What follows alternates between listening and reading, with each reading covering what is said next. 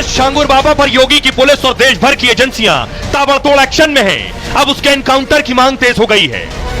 छांगुर जैसे संबंध पाकिस्तानी आईएसआई एजेंटों के साथ सीधे फांसी की सजा होनी चाहिए। मैं तो भारत सरकार से और उत्तर प्रदेश सरकार से निवेदन करूंगा, ऐसे लोगों को मुकदमा नहीं चलाना चाहिए, ऐसे लोगों का इनकाउंटर होना चाहिए।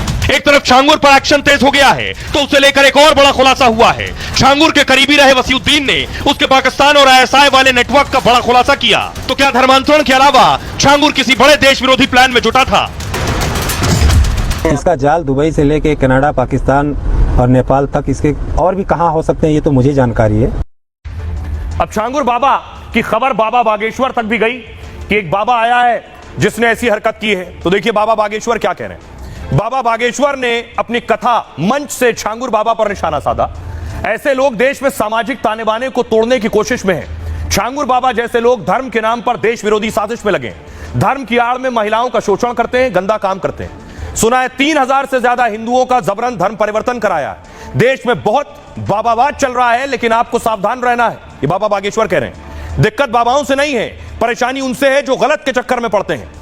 अगर गलत परंपरा या गंदी मानसिकता के संरक्षण में पहुंच जाओगे, अपनी कुंठित मानसिकता से आपको भ्रष्ट और गलत रास्ते में लगा देगा। इससे सबसे बड़ा घाटा हिंदू धर्म, आस्था और हमारे संतों का होगा।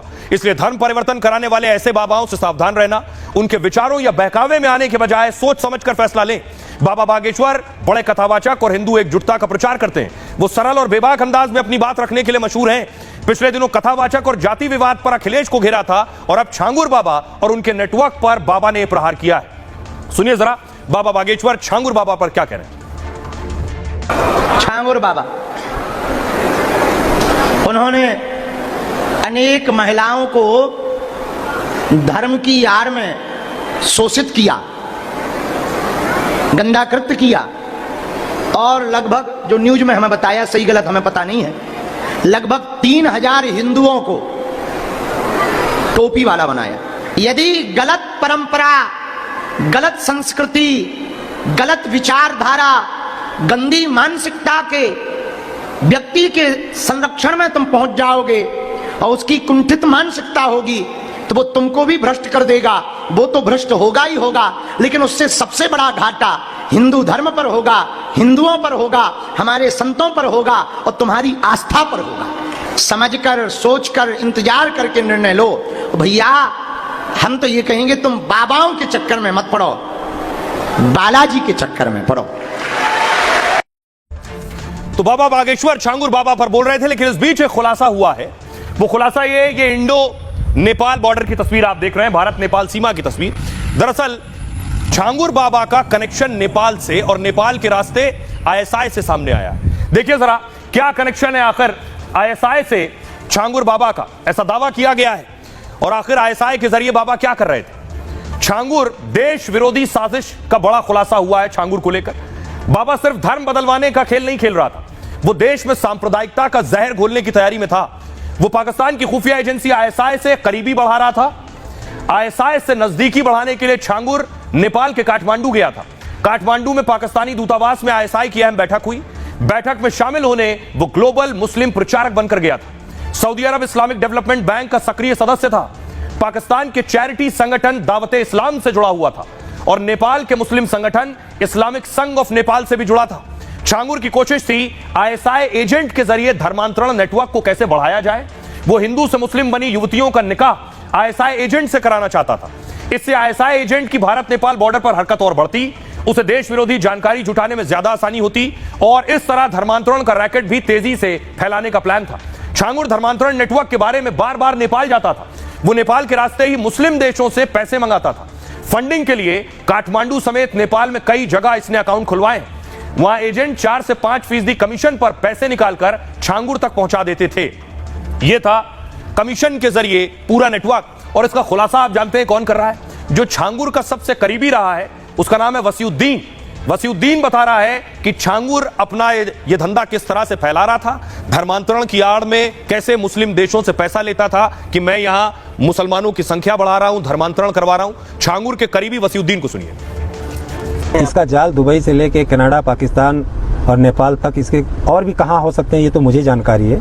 और कहां हो सकते हैं ये तो ATS से बयान में लेगी। छांगुर बाबा ने जो अपना किला बना रखा था, अवैध किला, उसके जो जड़ें हैं वो भारत में, पाकिस्तान में और तमाम इस्लामिक कंट्रीज से उसकी फंडिंग हो रही थी। केवल इन सब का एक लक्ष्य है दुनिया में कि भारत को कैसे इस्लामिक कंट्री बनाया जाए। युद्ध में कोई जीत नहीं सकता। अब एक तरीका है कि किस तरह यहाँ के लोगों को, उन्होंने तो यहाँ तक कर रखा था, ब्राह्मण लड़की तो सबसे ज़्यादा रेट, राजपूत लड़की, उसके बाद सिख लड़की, उसके बाद बैकवर्ड, उसके बाद दलित। तो ये जो बाबा, ये सो कॉल्ड बाबा जो जल्लाद है, ये जो छांगुर जल्लाद जिस तरह से अपना नेटवर्क चला रहा था, उसका हमारी ATS ने फाउंडर उसका पर्दाफाश किया है।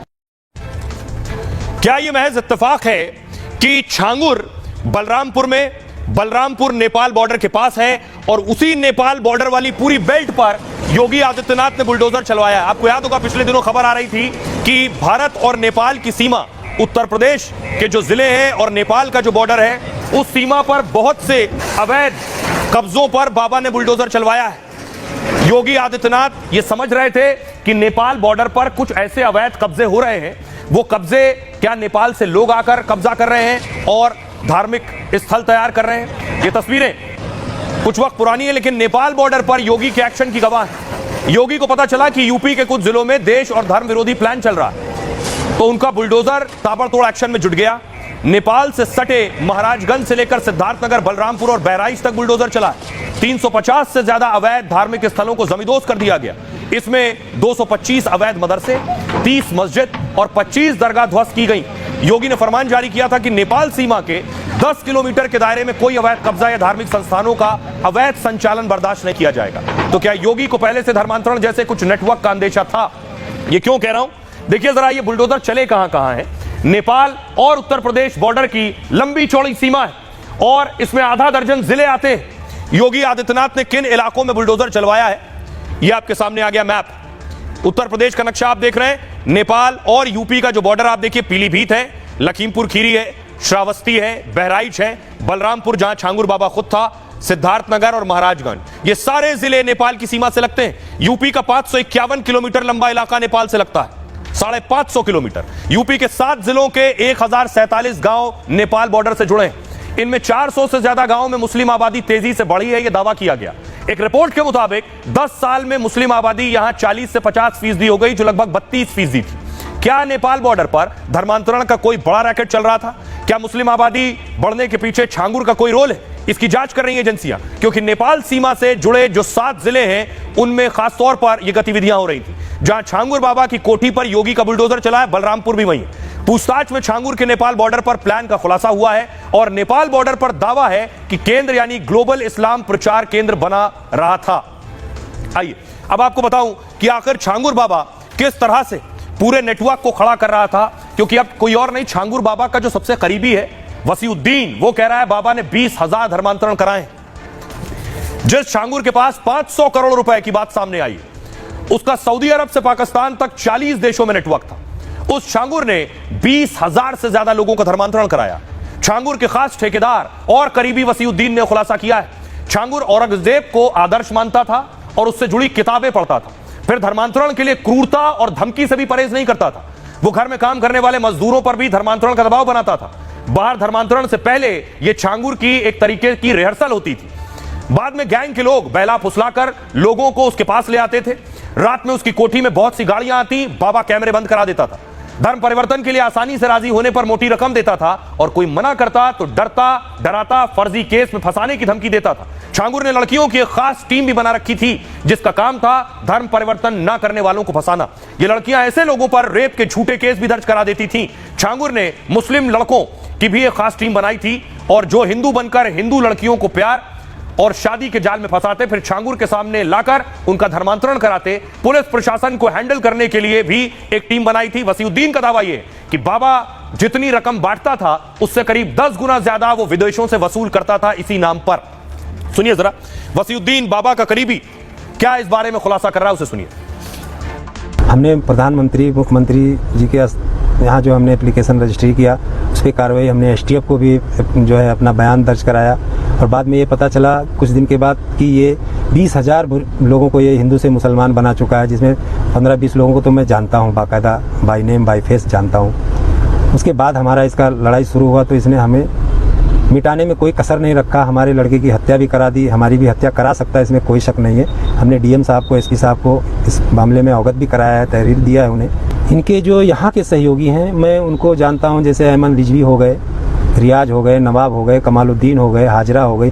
इसका एक बहुत बड़ा नेटवर्क है।